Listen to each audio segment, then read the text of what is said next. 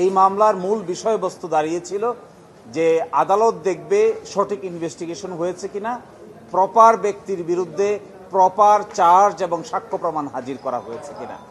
জনাব লুৎফুজ্জামান বাবরকেই মামলার প্রধান আসামি করা হয়েছিল দ্বিতীয় তদন্তের ভিত্তিতে।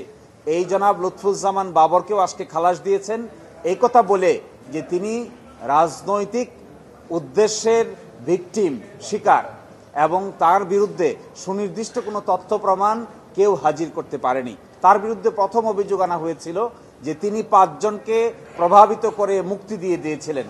এই 5 জনই আদালতে ছিল, 5 জনই হাজির ছিল, 5 জনই 164 ধারা জবানবন্দি করেছে, সুতরাং 5 জনকে মুক্তি দেওয়া হয় নাই।